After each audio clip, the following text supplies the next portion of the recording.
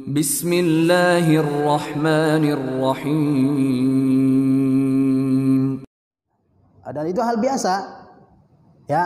Seperti misalnya ketika Rasulullah SAW setelah perang Ahzab, Rasulullah SAW sudah menurunkan pedangnya, kemudian datang Jibril kepada Nabi SAW mengatakan, wahai Rasulullah, apakah kalian sudah menurunkan pedang kalian sementara malaikat belum menurunkan pedangnya, masih siap berperang ya.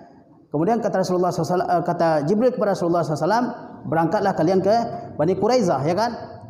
Kemudian Nabi SAW memerintahkan para sahabat untuk berangkat menuju apa? Menuju kampung Bani Quraizah ya. Kata Rasulullah SAW, janganlah kalian salat kecuali di Bani Quraizah. La yusalliyanna ahadukum illa fi Bani Quraizah ya. Jangan seseorang salat kecuali di Bani Quraizah.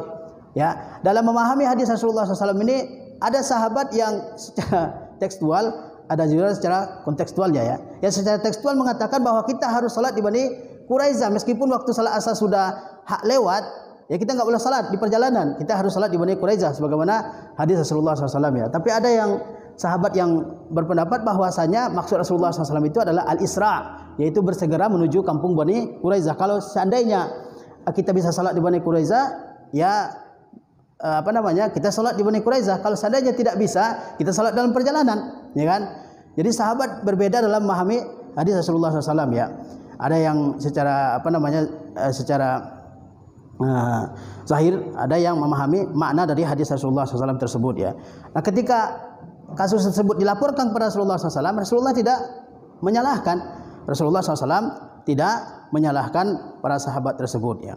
Nah, kemudian juga kasus-kasus yang lain yang terjadi di masa Rasulullah Shallallahu Alaihi Wasallam. Jadi tidak semua perbedaan itu membuat orang itu berpecah belah, tidak juga. Ya, para sahabat ketika berbeda pendapat tidak berpecah belah. Yang berbahaya adalah ketika kita berpecah belah dalam hal-hal yang dibolehkan, kemudian di situ terjadi ketika kita berbeda dalam hal-hal yang dibolehkan, lalu terjadi perpecahan. Itu yang tidak dibolehkan. Kalau perbedaan itu mesti terjadi di tengah-tengah umat Islam ini, pasti terjadi ya. Tetapi yang nggak boleh adalah perbedaan pendapat yang menimbulkan perbedaan ya, yang menimbulkan perpecahan, perbedaan pendapat yang menimbulkan perpecahan ya. Nah, ini yang tidak dibolehkan ya. Kemudian kita lihat bahwa perbedaan tadad tadi atau ikhtilafut tadad, perbedaan yang bertentangan itu ada dalam dalam usul dan ada dalam furu'. Dalam usul itu usul akidah, pokok-pokok akidah. Nah, di sini tidak boleh orang berbeda pendapat dalam usul akidah, dalam pokok-pokok akidah tidak boleh berbeda pendapat sama sekali, ya. Tidak boleh sama sekali karena itu sudah berdasarkan kepada nas-nas yang qat'i ya, yang pasti, yang tegas, jelas penafsirannya. Ini tidak boleh berselisih dalam hal ini, tidak boleh berbeda pendapat dalam hal ini ya. Ya, seperti misalnya zaman sekarang ini kalau ada orang mengatakan ada nabi setelah Nabi Muhammad SAW, apakah ini perbedaan yang boleh ditolerir oleh kita? Misalnya ada orang mengatakan ada nabi setelah Nabi Muhammad, ya. Seperti keyakinan berbagai macam kelompok, apakah itu perbedaan yang boleh ditolerir? Biarin aja ya. Apakah boleh seperti itu? Tidak boleh, karena itu perbedaannya dalam usul, dalam pokok akidah yang tidak boleh berbeda dalam hal tersebut ya. Misalnya kalau orang mengatakan kalau rukun iman itu 5 misalnya. Rukun iman itu hanya ada 5. Iman kepada qada dan qadar itu tidak termasuk rukun iman karena dia tidak disebutkan dalam nas yang menyebutkan tentang rukun-rukun iman. Ada yang mengatakan seperti itu. Kan iman kepada, kalau dalam nas-nas tentang rukun iman itu dalam Al-Qur'an disebutkan misalnya amana rasul bima unzila ilaihi rabbihi wal mu'minuna kullun amana billahi wa malaikatihi wa kutubihi wa rusulihi wal yaumil akhir. Disebutkan 5, tidak disebutkan tentang iman bil qada wal qadar ya. Sehingga mereka mengatakan iman kepada rukun iman itu hanya 5. Beriman kepada Allah, beriman kepada hari akhir, beriman kepada kitab-kitab, kepada rasul dan kepada hari akhir. Tidak ada beriman kepada qada dan qadar, sehingga mereka tidak percaya bahwa qada dan qadar itu rukun iman. Ada. Apakah itu perbedaan yang dibolehkan? Tidak dibolehkan. Karena itu perbedaan usul yang tidak boleh berbeda dalam hal tersebut ya. Karena nas yang menjelaskan tentang iman kepada qada dan qadar itu tidak hanya Al-Qur'anul Karim, tapi juga sunnah Rasulullah SAW. Dalam hadis yang menjelaskan tentang rukun iman, Rasulullah sebutkan tentang Tentang iman kepada qada dan qadar ya. Misalnya apa? Mal iman.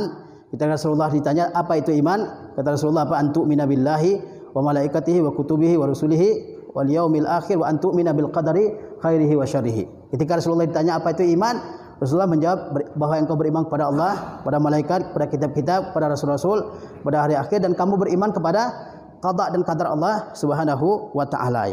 Jadi kalau dalam usul tidak boleh. Misalnya kalau orang mengatakan salat itu hanya ingat saja, itu tidak dibenarkan berbeda dalam hal tersebut. Yang penting kan ingat. Asal saya ingat Tuhan itu sudah salat, ya kan?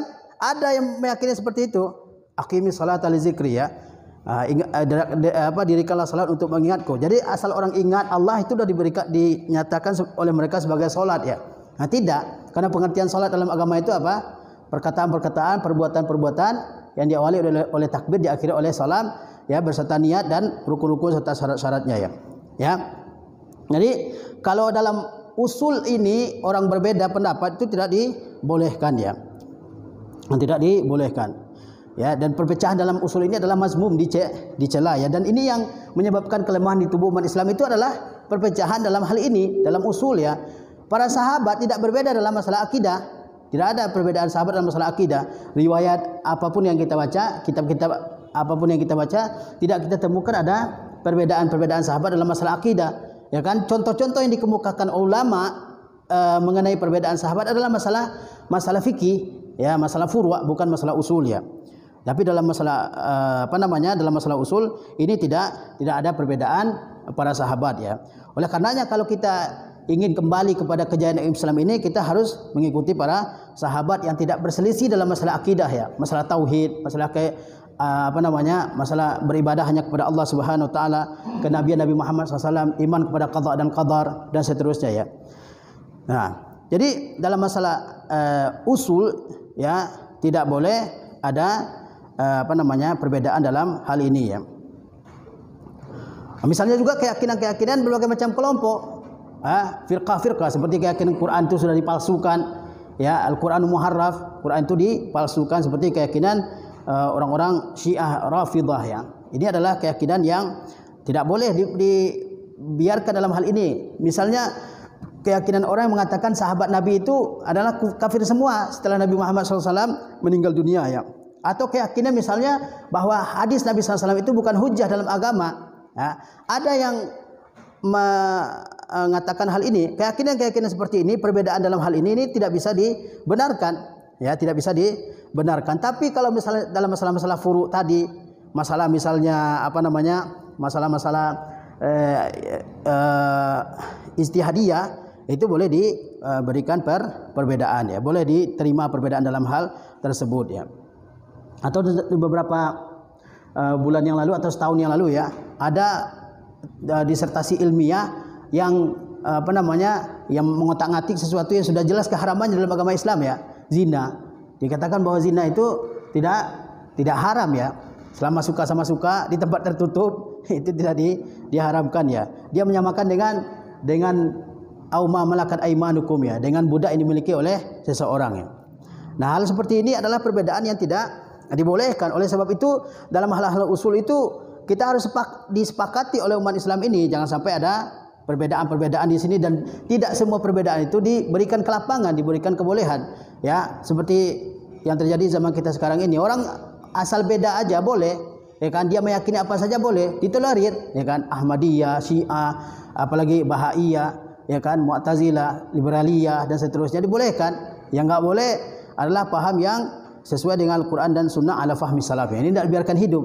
Tapi paham-paham apa saja dibolehkan. Tarikat-tarikat Sufiyah dibiarkan berkembang, ya, ditolerir, ya, dibiarkan berkembang, ya, biarkan. Tapi kalau Ahlussunnah jangan, ya. Ahlussunnah mau buat masjid dihalang-halangi, ya, mau buat yayasan dihalang-halangi, dan seterusnya, ya. Jadi bagi mereka, orang-orang seperti ini, mereka boleh berbeda asalkan sepaham dengan mereka, ya. Tapi kalau tidak sepaham dengan pendapat mereka nggak boleh, ya. Apalagi berlawanan dengan mereka, itu tidak dibolehkan oleh mereka, ya. Nah, ini perbedaan yang ada, ya, yaitu perbedaan tanawu dan perbedaan tadad atau ikhtilafu tadad, perbedaan yang berlawanan, dan ikhtilafu tanawu, ya. Ikhtilafu tanawu. Ikhtilaf yang apa istilahnya variatif ya, yang boleh berbeda di situ. Tetapi dalam tanawu ini ya boleh orang saling berdiskusi antara satu dengan yang lain ya, boleh. Misalnya tentang masalah-masalah fikih, orang boleh berbeda pendapat dan selama ada dalilnya masing-masing, dan dia boleh berdiskusi antara satu dengan yang lain ya. Jangan tersinggung, jangan marah ya, jangan cepat marah kalau misalnya berbeda pendapat dengan orang ya dalam masalah tersebut ya. Jadi saya menjelaskan amarallahu bil ijtima' fid din. Sesungguhnya Allah memerintahkan untuk bersatu dalam agama ini ya, bersatu dalam agama ini sebagaimana para sahabat Nabi SAW dan Rasulullah SAW ya, dalam berbagai kesempatan dan peristiwa itu menganjurkan umat Islam agar apa? Agar bersatu ya, jangan sampai ada perselisihan di tengah-tengah umat ini. Oleh karenanya ada salat berjamaah yang untuk menunjukkan persatuan umat Islam, ada salat Jumat untuk menunjukkan persatuan umat Islam ya kan. Oleh sebab itu misalnya ada salat hari raya untuk menunjukkan persatuan umat Islam, ada hari Arafah di mana situ berkumpulnya umat Islam ya. Misalnya lagi Rasulullah SAW memerintahkan kepada kita agar puasanya serentak, agar apa? Agar hari rayanya serentak. Seperti Rasulullah mengatakan as-saumu yaumu tasumun, puasa itu adalah ketika kalian semua berpuasa. Wal idu wal fitru yauma tuftirun, dan berbuka itu adalah hari ketika kalian berbuka ya. Jadi Rasulullah SAW menganjurkan untuk bersatu di atas agama ini ya. Amarallahu bil ijtima' fid din. Allah perintahkan untuk bersatu dalam agama. Wa nahaa anit tafarruqi fihi, dan Allah larang untuk bercerai-berai di dalamnya ya. Tidak boleh bercerai-berai dalam agama ini ya. Dilarang ya. Fa bayyanallahu hadza bayanan syafian tafhamuhul awamu. Ini diterangkan oleh Allah Subhanahu wa taala dalam Al-Qur'anul Karim, dan diterangkan oleh Rasulullah SAW dalam sunnah beliau. Bayanan syafian, suatu penjelasan yang mencukupi ya. Tafhamuhul awamu, yang dipahami oleh orang awam sekalipun ya. Yang dipahami oleh orang awam sekalipun bahwasanya Allah Subhanahu wa taala perintahkan kita bersatu dan Allah larang kita bercerai-berai. Ini dijelaskan oleh Allah Subhanahu wa taala dalam kitabnya dan oleh Rasulullah SAW dalam sunnahnya, dan hal itu dipahami oleh orang awam sekalipun ya, bukan oleh ulama ya, tapi orang awam ya, dipahami bahwasanya Allah perintahkan bersatu dan Allah larang bercerai-berai ya. Wa nahana an nakuna kallazina tafarraqu wa ikhtalafu qablana fahalaku, dan Allah larang kita untuk meniru orang-orang yang sebelum kita ya, yang bercerai-berai dan berbeda-beda ya, yaitu siapa? Al-Yahudu wan Nasara ya. Sehingga Rasulullah SAW menjelaskan apa? Bahwasanya umat Yahudi terpecah menjadi 71 golongan, umat Nasrani 72 golongan, dan umat ini terpecah menjadi 73 golongan ya. Sataftariku al-yahudu ala ihda wa sab'ina millatan wa sataftariku an-nasara ala sintain wa sab'ina millatan wa sataftariku hazil umma ala salasin wa sab'ina firqatan ya. Bahwa Rasulullah SAW menjelaskan tentang hal yang akan terjadi setelah beliau meninggal ya, bahwasanya umat Islam ini akan terpecah menjadi 73 golongan ya. Ya. Dan hal itu dilarang, dan hal itu dilarang oleh Allah Subhanahu wa taala dan oleh Rasulullah sallallahu alaihi wasallam ya. Allah Subhanahu wa taala melarang kita untuk bercerai-berai, dan Allah Subhanahu wa taala perintahkan kita untuk bersatu ya. Tetapi kenapa ada perpecahan? Kenapa ada perbedaan di tengah-tengah umat Islam ini? Padahal Allah SWT menyuruh kita untuk apa? Untuk bersatu. Perlu untuk kita ketahui bahwasanya iradah ya, kehendak Allah SWT itu ada dua. Ada namanya iradah syariah dan ada iradah kauniyah ya. Secara agama Allah SWT perintahkan kita bersatu, dan Allah mencintai persatuan. Allah perintahkan persatuan. Tetapi iradah tersebut tidak mesti terjadi. Ini namanya iradah syariah. Allah SWT perintahkan kita bersatu dalam ayat-ayatnya. Rasulullah SAW perintahkan kita bersatu. Ya, ini perintah Allah, perintah Rasulullah SAW. Dan Allah cintai persatuan tersebut. Rasulullah cintai persatuan tersebut. Tapi apakah mesti ada di tengah umat Islam? Faktanya tidak. Ya, sejak Rasulullah SAW meninggal atau setelah di zaman Khilafah Ar-Rashidah ya, sudah ada perbedaannya. Ya.